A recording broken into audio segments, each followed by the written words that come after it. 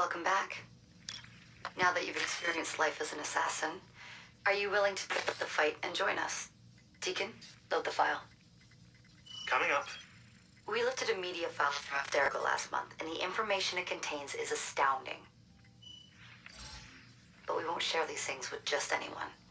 By pressing play, you'll be joining the assassins. If you want to fight the Templar menace, if you're willing to save civilization from Abstergo's clutches, press play, sit back, and ready yourself for the truth. Well, we can't go any further without doing that, so yes. Welcome to the Brotherhood, people. Well, my name is Jungoguy. Good choice. Welcome to the Assassins, Initiate.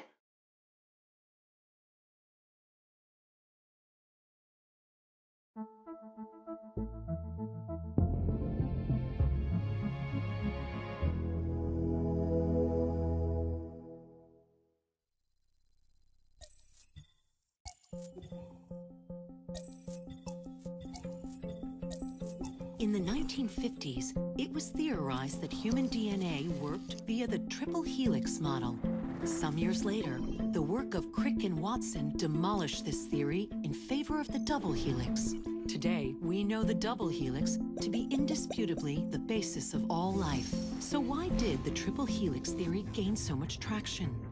Why did Rosalind Franklin's X-rays seem to confirm it? It turns out that their initial samples had been taken from small traces of precursor DNA, the rare genes of an ancient race embedded in our own. We now know that triple helix DNA is the foundation of the precursor genome. It is the genetic Rosetta Stone of our age.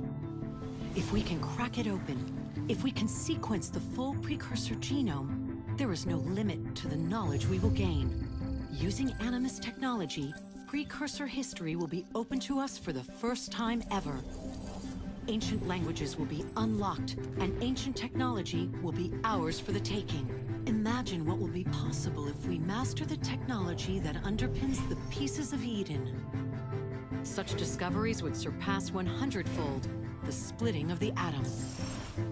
Last year, we located a rich sample of precursor DNA in a donor whose genes contained human and precursor DNA at an incredible 25-to-1 ratio. Our work will begin with this sample. Our goal is to unravel the triple helix, sequence the precursor genome, and change the world for the better, forever. Welcome to the Phoenix Project. And the only catch is the Templars will be in control. That's kind of bad. Especially what we've seen what the Templars are willing to do to stay. So, this is where we stand. Last year, Abstergo acquired the body of a man we call a sage, one of a rare breed of humans with a surplus of ancient DNA. This sparked a search for more sages, in the present and in the past. The more Abstergo finds, the closer they get to their final goal. We've blocked their recent attempts to find more, but Abstergo will not stop looking until they sequence a full precursor genome. So, why Arno Dorian? Why chase an assassin through the French Revolution? It turns out, at some point in his life, Arno came into contact with another sage. We need you to find out when and where these meetings took place. If Arno was present for this sage's death, it might lead Abstergo straight to his body. Naturally, we'd like to find it first. This is where you come in. It won't be simple. Genetic memory must be tackled in sequence to keep the data stable. But we're confident you're up to the task. And you won't be alone. Other initiates, assassins just like you, are doing their part to end this fight. If you need more training, more experience, you can call on them for help. All right.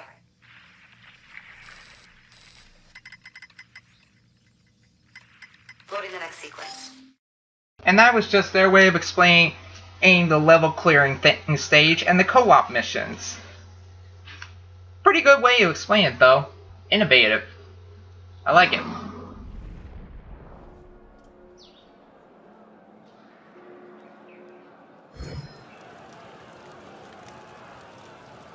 I've got something else for you. The more time you spend with Arno, the more data we'll have to increase your synchronization with him, and to activate his abilities.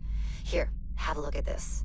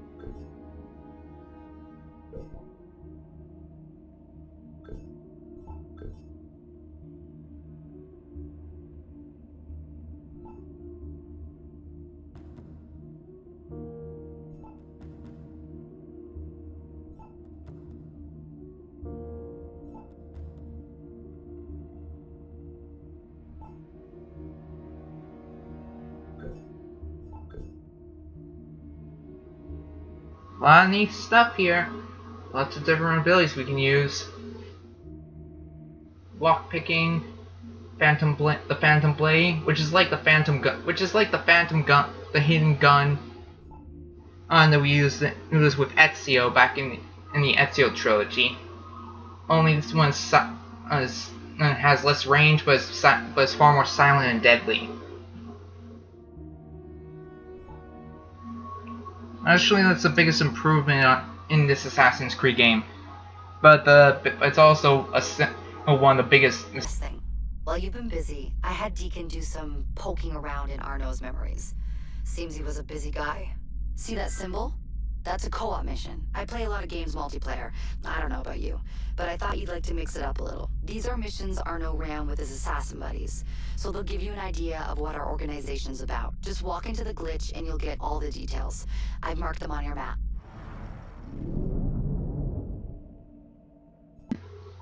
The co-op missions. What? This is a video game after all. The Hidden Blade. And we cannot use it in combat anymore. Way to go, Ubisoft. You took one of the coolest things that's been there since Assassin's Creed 2, and you threw it out. That was a mistake. That was a huge mistake. And I really hope they rectify that in the next game.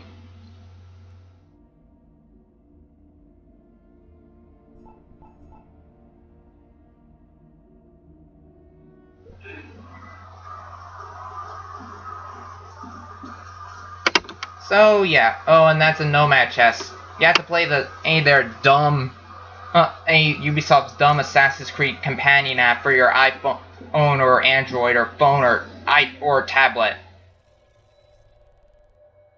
If you're a completionist like me, you're gonna want to get that app so you can unlock all the chests and stuff.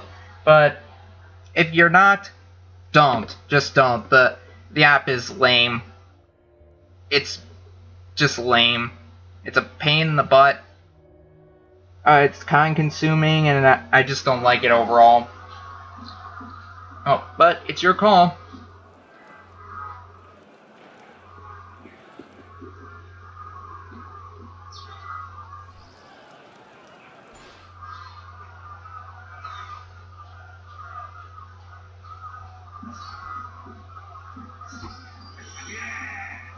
Oh yeah, and there are also crowd events that randomly occur throughout Paris, like scaring away bullies, killing criminals, giving money to the poor, or stopping a pickpocket, things like that. That's actually, and if you complete a certain number of crowd events, you get a reward. Alright. That's actually one of the nicest features of the game, along with with the interactive crowd and stuff. Well, that's everything, people. Well, for today, tune in next episode, and we will